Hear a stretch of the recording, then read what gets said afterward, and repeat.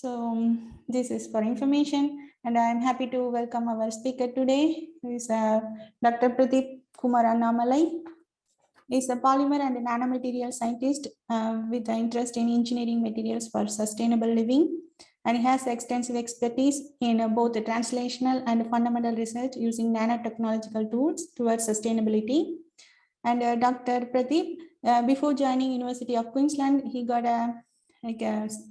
studied in chemistry in University of Madras, and he obtained his PhD degree from University of Pune, India. Then he moved to different countries to extend his expertise in a renewable material field, and initially from University of Montpellier, France, where he worked on hydrophobic membranes. Then he worked in Switzerland, Adolf Merkel Institute, University of Fribourg, and mainly in the stimuli responsive smart materials. Then with this experience, he extended his knowledge in nanotechnology and nanocellulose. Then upon being instrumental in the discovery of Spinifex nanofiber nanotechnology and establishing Australia's first nanocellulose pilot plant, he has been awarded University of Queensland's Excellence Awards for Leadership and Industry Partnership for 2019, and has been a guest and academic editor for various journals and member on University of Queensland's Ethics and Early Career Researchers Committees. With this introduction, I'm happy to welcome Dr. Pradeep to start his presentation, and thank you for joining us today. Thank you. Yep. Thank you, Sudha, for your kind introduction and for giving me this opportunity to share our work. And this is a bit of a few years work in this field. So the topic is on the unlocking the potential of Kraft Lignin for polyurethane applications. And before I go into the topic, so first of all, I acknowledge the country that I'm here. So it's Australia. So I'm from so I consider that Australia as a nature-based laboratory where, we have a different landscape, extreme conditions, and, various creatures. And I'm from the Queensland state. It's a sunshine state where we have a, tropical climate with sugarcane, koala, and kangaroo, and lots of beaches. And also our university is next to the river. It's a Brisbane River. And so in the University of Queensland, so I'm based in the Australian Institute for Bioengineering Nanotechnology, so which is a research institute for creating impact in the society, mainly the solving problems in the three areas. It's health, energy, and bioeconomy. By merging the bioengineering and nanoscience, and especially in the bioeconomy area. So that's where my research area comes in, where we convert the renewable materials into useful and valuable materials for the industry applications. So why we need the the renewable materials? So it's actually for the sustainable development and for the future, and we have the goal to achieve in the next decade. It's just for meeting the sustainable development, which is meeting the present needs as well as without compromising the ability of future generations. Okay, so when you consider the sustainability, it comes from the three main pillars, which is society, economy, and the environment.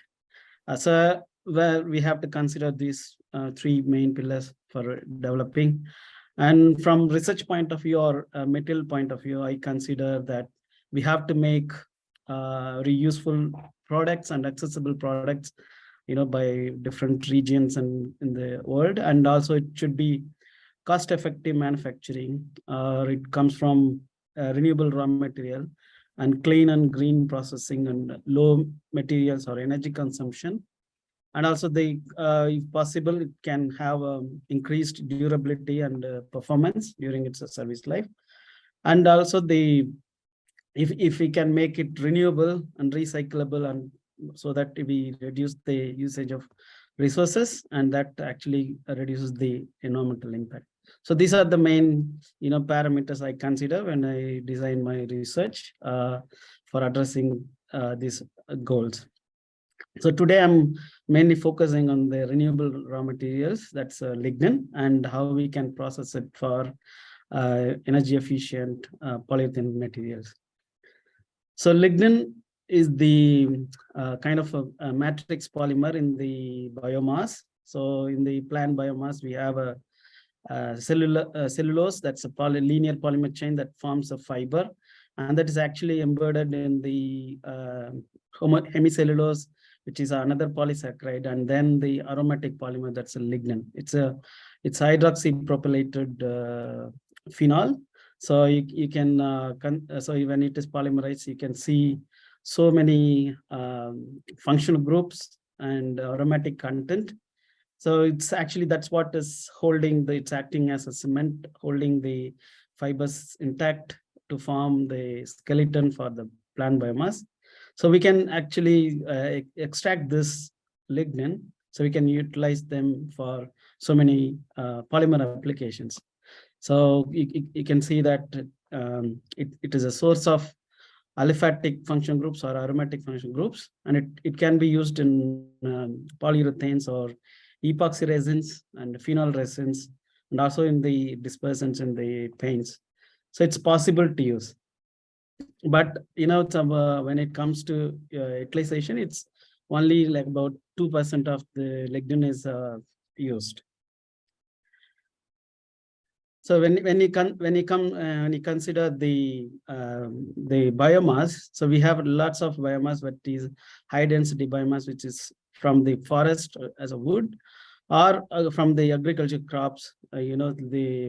Starting from sugarcane or wheat, or even the rice rice and all.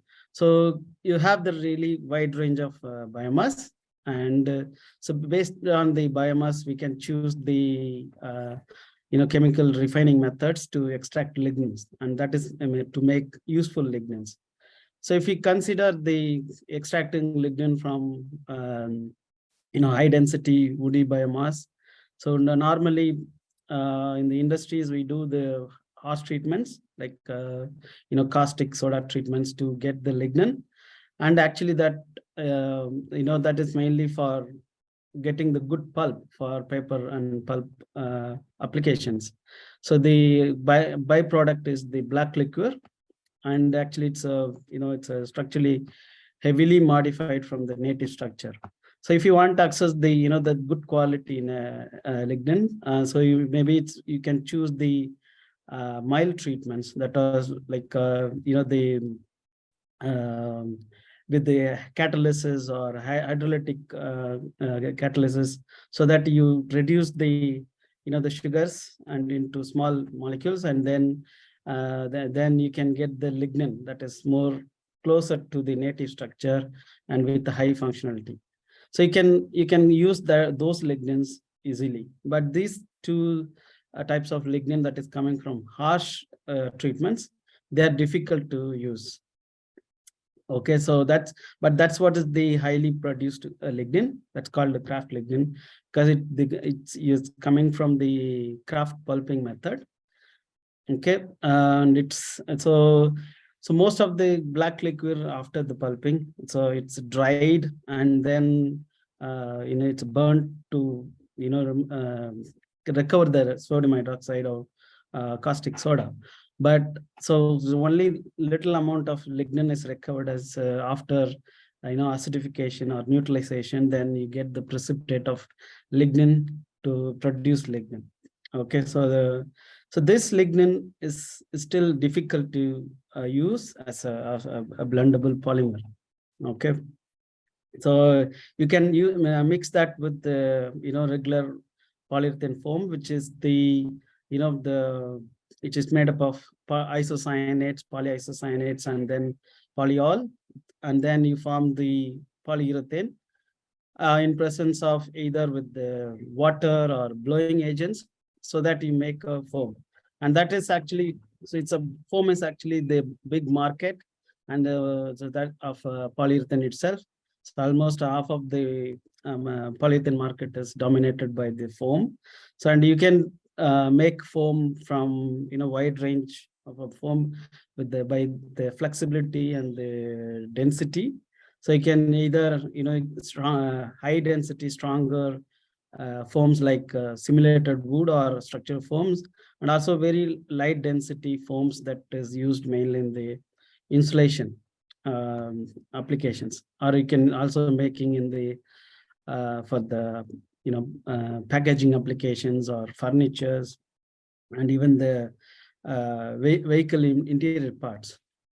So you can create this wide range of products from the polyurethane. That's why we want to use the lignin here, because of the most of the ingredients coming from the petroleum resource. And so there are some research where they have substituted lignin in the polyurethane to the really more than 50%, where you can see here. But it actually drops in terms of mechanical properties or performance that we need in the applications. Okay, for example, the compressive strength at the really low density. So that's where we need the lightweight as well as the high strength. So why? Because there are some issues actually with the industry grade lignin, like Kraft lignin. So either it's from different batches having different purity or inconsistency in the quality, and the regular lignin production is not actually optimized yet for polyurethanes, or substituting polyols for polyurethanes. Because it's the molecular weight of Kraft lignin is more than 8 kilodalton or 8,000, and now the polyols are below 1,200 or even less. So we can't actually compare or substitute apple to apple with the industry grade lignins with industry grade polyols for used in the polyurethanes. So that's where the challenges come. And also the lignin itself has the issue in the solubility, because it cannot dissolve like sugar in water or other polymers in the water solutions. So it has the tendency to self-aggregate, and that actually causes the reactivity issues. And also when you add more lignin in the polyol systems or polyurethane systems, so it increases the viscosity above certain level. So you can't actually add more lignin. So that's what happens when you add a lot of lignins into the polyurethane systems. So it affects the reactivity and also the processing because of the viscosity increase. So you lose the good cross-linking reactions in the polyurethane when you are making product. So you don't get the property or the potential that lignin can offer. Okay, so that's where my questions comes in, like, so that's what we are trying to learn today. So how does this lignin interact with the polyols, or how we can choose these polyols for, especially for the polyurethanes, and what are the advantages that lignin can offer through the polyurethane foam for this biomass biorefining industries. So we took the approach of studying both at the experimental and also the molecular dynamics simulations, where how the polyols interact with the Kraft lignin. So we did the molecular dynamic simulations, and then at low concentrations of lignin in the polyol systems. And then we also experimentally studied by blending for 6 hours, and then whether they are dissolving or not, then characterizing by the optical microscopy and the spectroscopies, and also by the vacuum filtration. So where the undissolved or particle types are filtered up, and then you get the dissolved particles in the filtrate. So that's how we started understanding the dissolution. So this is in collaboration with the Reno and we're pointing here. So we built the molecular weight of lignin almost closer to the softwood lignin, that's industry grade lignin, Kraft lignin. So about the 8.5 kilodalton. And this was tested at the interactions with the polyols are tested at the room temperature using the, the Groma CS molecular dynamic simulation package. And we just considered the force field parameters to understand the interaction between the polyols and the lignin. And that's for just the 60 nanoseconds. So we have chosen two different types of polyol systems. One is the ethylene oxide based, and that at 3 different molecular weights. Okay, so that's what is shown here. So one single monomeric unit, and then dimeric unit, and then 10 units of ethylene oxide. And then to compare with the effect of, the pendant chains, we choose the propylene glycol, and then it's polymer, that's a polypropylene glycol. So you can see the number of, units of the molecules are reducing. And we formed the, the system that is almost similar density to lignin. So we tested for, 60 nanoseconds, and we found that the different interactions, like so you can see the, in this, what we are showing is the root mean square deviation with respect to the initial structure. So that shows the expansion of lignin molecule. Okay, so the light green one is for the propylene glycol, and the orange one is the ethylene glycol. So which are monomeric units. So you can see in those units the lignin, it showing the high deviations. Okay, so what it means, actually, the polyol chains or polyol units are penetrating into the lignin, high molecular weight lignin, and that actually shows the deviations. And when it comes to polymeric chains, that is the polyethylene glycol and polypropylene glycol. And actually, so you can see after 10 nanoseconds, it becomes equilibrium, and it doesn't expand very well, or the initial structure is almost closer. So that was seen as a expanded in the radius of gyration, which is actually the shape of molecule or compactness of the molecule that is within the system.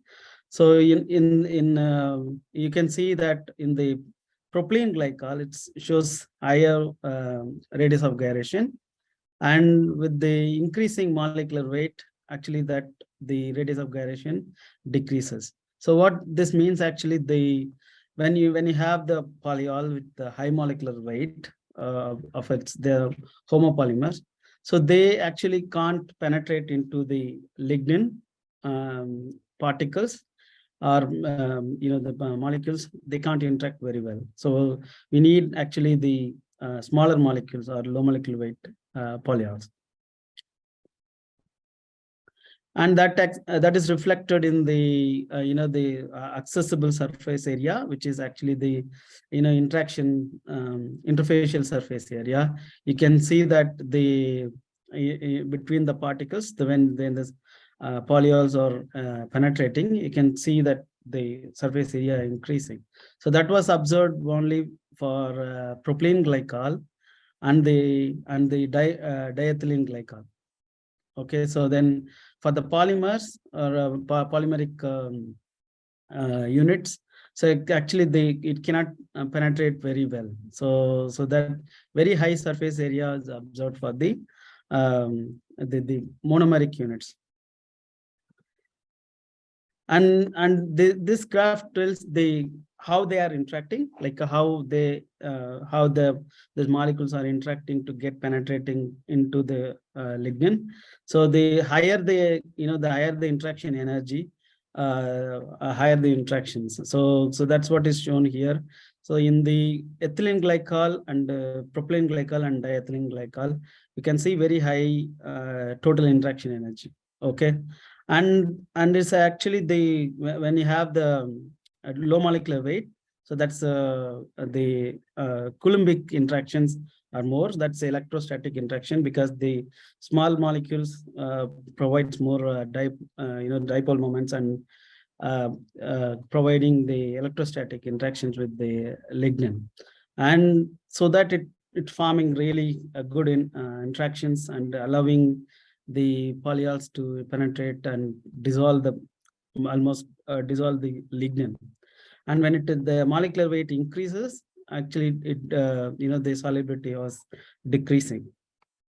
So that was also reflected in the the number of hydrogen bonding within the system. So within the intermolecular interactions, that is intermolecular hydrogen bonding. So you can see that high intermolecular hydrogen bonding were observed for ethylene glycol, and again the propylene glycol as a monomeric unit, and then the dimer. But when it is polymerized, then very less intermolecular hydrogen bonding are shown, and that is also reflected in the intramolecular hydrogen bonding for the lignin. So you actually this means actually the lignin being intact in the polymeric polyols. So this was our understanding from the simulations. So this was almost reflected in the experimental as well. So we have chosen the same systems with the diethylene glycol and polyethylene glycol, and also a polyol that is based on the diethylene glycol. That's actually the PET, so the PET that we use in the plastic bottles. So the polyol made from those polymer. And then propylene glycol with a similar propylene glycol, and also the another commercial polyol that is used in the real rigid polyurethane foams. So that is actually high functionality polyol. So it's a multi-arm polyol. So that so we have chosen this systems as well in addition, and the glycerol, which is trifunctional polyols.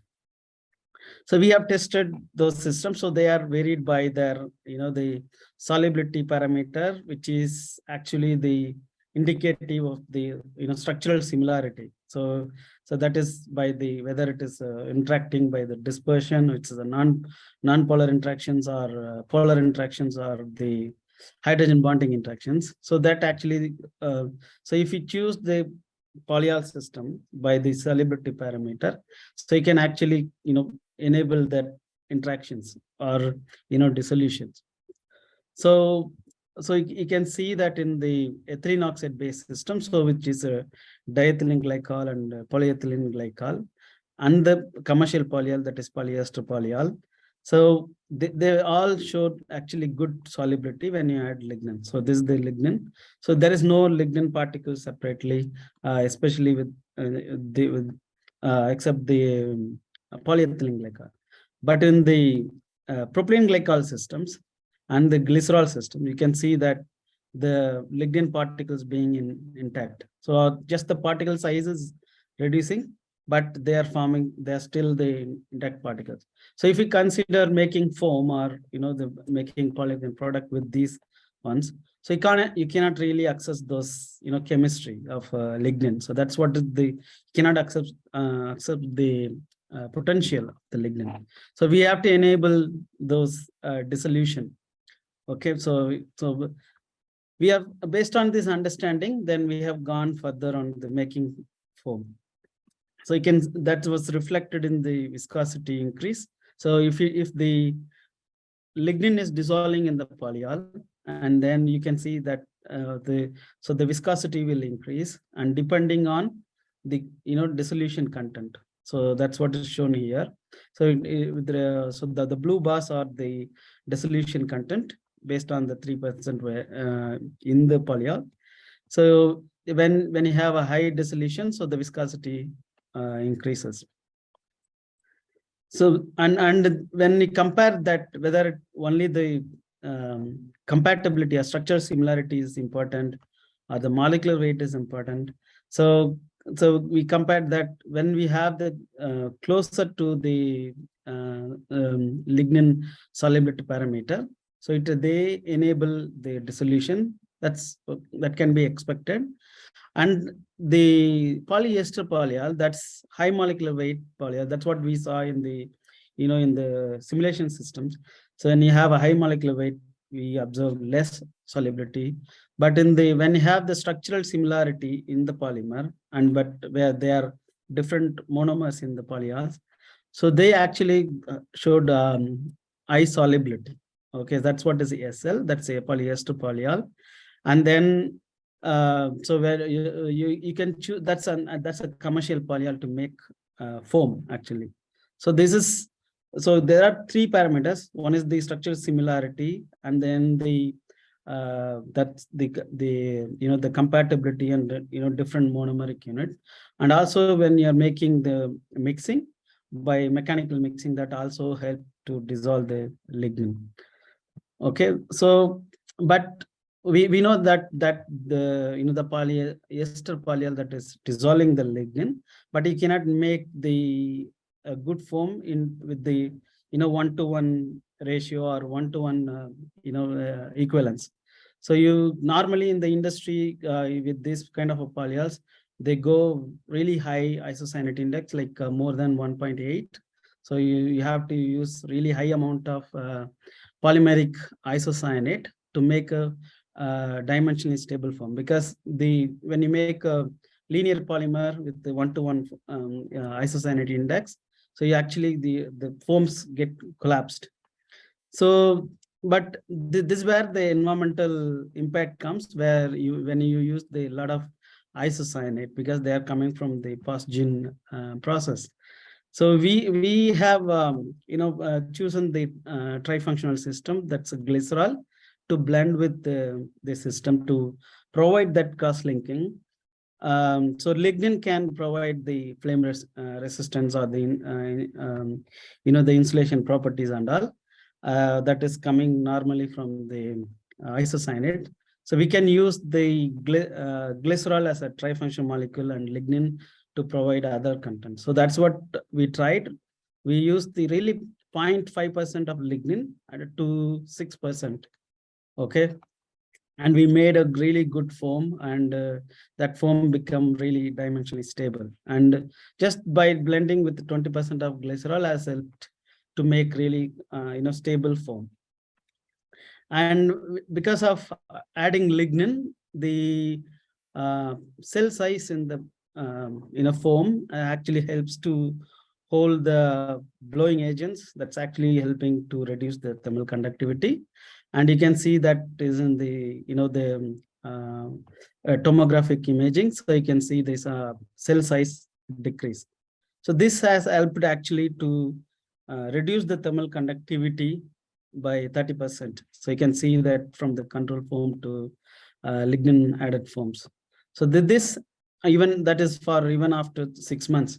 So if you could retain that thermal conductivity, low thermal conductivity, or that's actually the resistance, so then that's actually a highly insulating or energy efficient foam.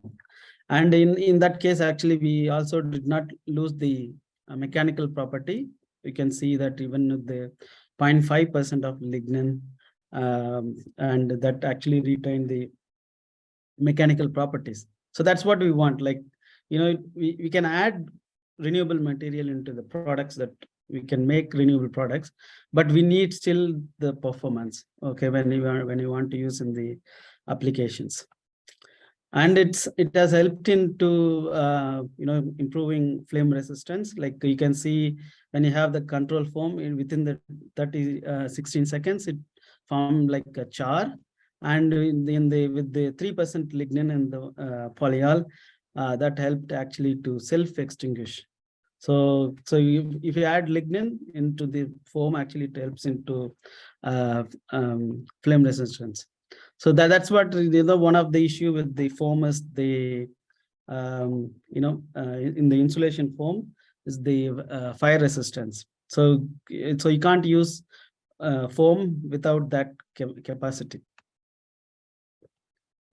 So we have quickly estimated this overall process, how starting from drying the lignin and adding into the polyol, that whole process we estimated the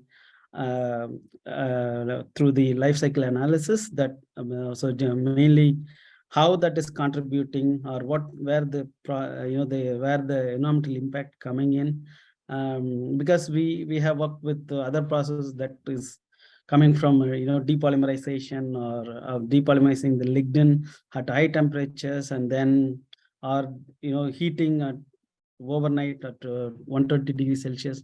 So those processes are really energy intensive. So this is at room temperature, 6-hour mixing actually helps it to make really environmentally friendly foam. So that's what is shown here.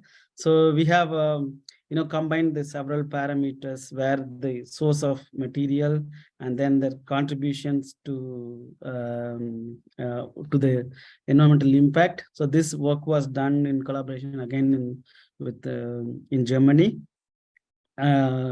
So this is an example with the 6% in the polyol that is actually resulting in 1.38% in the final foam.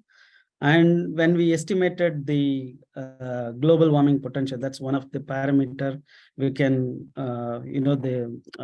analyze the environmental impact of the systems. So the major part is coming from the the polyol part. Again, still that is the commercial polyol. So the lignin or mixing, those actually the effects were reduced because we are not using the high temperature mixing, depolymerizing reactions. So when we compared with different loading levels, so these are really minor reductions, and actually it has helped about 9% from the control foam, that is the foam without lignin, and these foams are with lignin. And when you consider these are two different scenarios. One, if you make raw materials from Europe and then make the foams in Australia, and the another scenario is like you get the raw materials within the 500 kilometers in the Europe, and then if you make the foam, so you can see that grand reduction in the environmental potential. That's a carbon dioxide emission. Okay, so that's what I want to convey that today. Like so we can understand the first we can understand the interactions very well using the both at the molecular dynamics and the simulations, and that has helped to select the polyol systems. And by by understanding the chemistry, which is based on the functionality or aromatic content, and also then we could reduce both the isocyanate consumption and while getting the good quality foam. And lignin here, it has helped to improve both the thermal insulation, mechanical properties, as well as the flame resistance and all. And it also helped to reduce the global warming potential overall. And my final message from here, from this work, is actually sustainability is not just using high amount of renewable material, but it's about the performance. We need the performance. That's where we can use those products. And here are my co-author. I thank my co-author, Dr. Hema. She has recently graduated, and Dr. Veerapandiyan on the molecular dynamics simulation, and Venkateshwaran from Institute of Plastics and Circular Economy, and their colleagues for supporting me on the environmental impact assessment, and Dr. David Evans, who's an ex-industry person, so he's like my mentor in this field, and Professor Darren Martin, my former group member. And I acknowledge my support, financial support coming from for this my work for this last few years. That's within the university, strategic funding and the international student scholarships, and the Duglanji, that's my industry partner, and the state government fellowships. And I thank with this message that we do not inherit the earth from our ancestors, but we borrow it from our children. So it's a future generations. And thank you for your kind attention. Thank you, Dr. Pradeep. It was a really nice presentation, and you give us a whole view of both the polyurethane preparation from experimental as well as theoretical point of view, as well as you also showed us the LCA and the impact to the environment. It is really full whole talk. We really enjoyed it. And we received a few questions in the chat session. I will address them now. Okay, first from Avinash. He's thanking you first for the nice talk. And he has a question, how can we differentiate inter and intra hydrogen bonding in the system using MD simulation? Okay, I think this question is for my colleague actually, who he can answer. But we can, there are systems to, there are parameters to analyze that. Yeah, maybe I can quick comment on it. So, Yeah. I mean, so we, after our simulations, like we have a 60 nanosecond. So what we normally did is we took final 40 nanosecond trajectory. Then we have options to select whether we want to calculate the between like a lignin. It's called, of course, intramolecular hydrogen bonding predictions. And also we can give options to calculate intermoleculars, like a lignin with some solvents. So this is how we calculate. So in GROMACS, we have these options to calculate both inter and intramolecular interactions, beside with how much picosecond the particular hydrogen bonding exists during the simulation. So it's possible. Okay, thank you, Veerapandiyan, for your answer. So the next question for Dr. Pradeep. Do you plan to work on electronic applications of foams? Yes. So this particular foam is for the lightweight and rigid foams for the insulation applications. So that we have started. But this when we understand the solubility issues, now we can expand this application even for the thermoplastic polymers, that is like elastomer type material, and then we can also extend it for insulation foams, the flexible foams like that is used in the footwears, the cushions, so and also the electronic applications. Okay, thank you, Avinash, for your questions. And the next one from Sabaratinam, and he thanks you for the informative presentation. And can you make a comment about the depolymerization of lignin plays a role in the dispersion of polyols? Yes, that's what it's so this particular talk is on the technical lignin or industry grade lignin. That's high molecular weight lignin, and that is actually the impact of the biorefining process, which impacts the forming condensed lignin molecules and or even aggregates of lignin, and that actually kills the chemistry, which is the beta O4 linkage. So that's where you can depolymerize the lignin to get the highly functional as well as small molecules of lignin, and that is actually destroyed in the pulp process. So when you can use the depolymerization chemistry, yes, you can improve that dispersion and also the the functionality, and that's mostly you can choose, instead of choosing the industry grade lignin like Kraft, you can directly get the lignin from non-wood sources by other refining methods.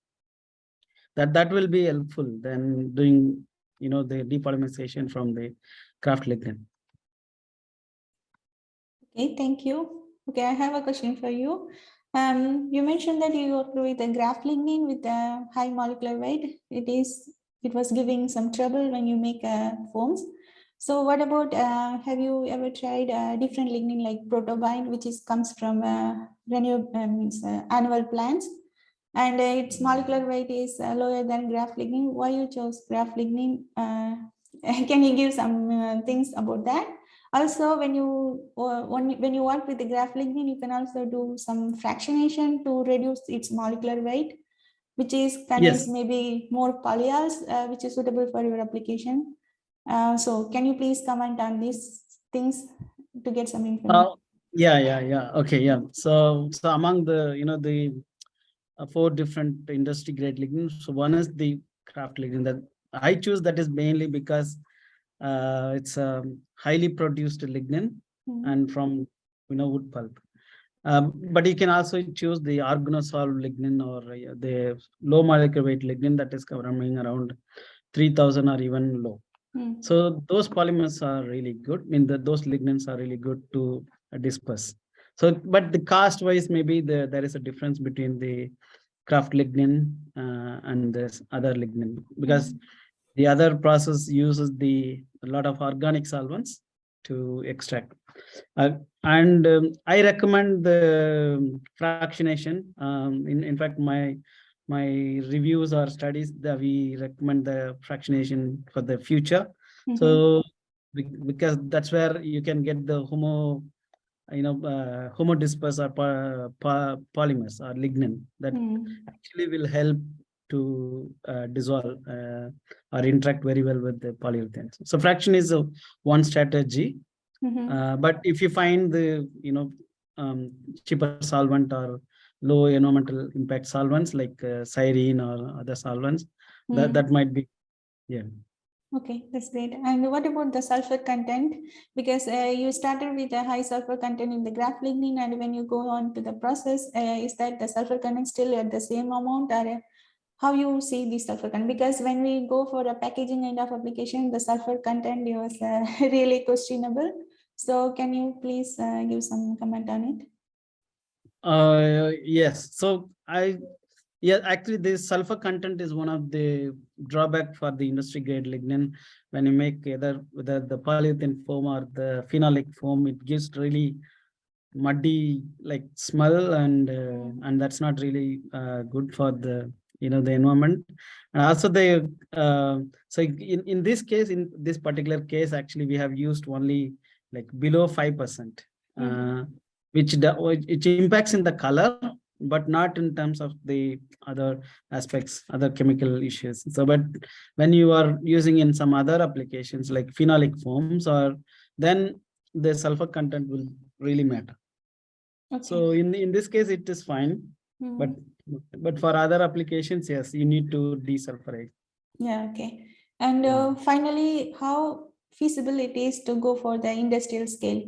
I don't know in which scale you are doing now, and what are the things you are foreseeing that when it goes to the industrial scale, you need to fix these things before that. So can you Yeah, give actually, some points? for this particular because I investigated some other process that for enabling dissolution. So by heating or high temperature mixing or some other high shear mixing methods. So this process is really efficient, and because it doesn't cost much, it's a room temperature and 6-hour mixing only.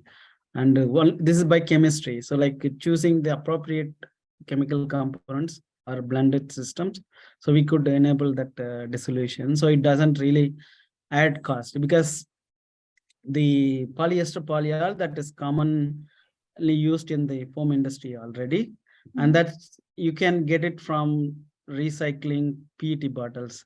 So you can get that. So so it's again, it's an environmentally friendly process. And glycerol, it's another component. So that's a byproduct from the biorefining industry or biofuel industries. So again, it is useful.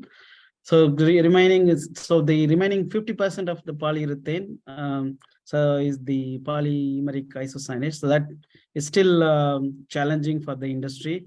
So people are trying to investigate that to come to derive the isocyanates from plant sources. So it's a long way actually. But for this particular process is very similar to the industry process. So that is scalable without much issue. So one of the aim for studying the environmental impact was that, like, whether this can be adapted into the industries. Okay. Thank you very much for answering all our questions, and it is really nice listening to this topic and gaining knowledge about this. And thank you for your patience, and thank you for sharing this with us. And I Thank think you for giving me this opportunity again. yeah. I think this is the end of the presentation, and I hope to see you in the upcoming webinar. So thank you, Dr. Pratheep, and thank you all the participants. See you next webinar. Thank you. Bye. Thank you. Yeah. Bye.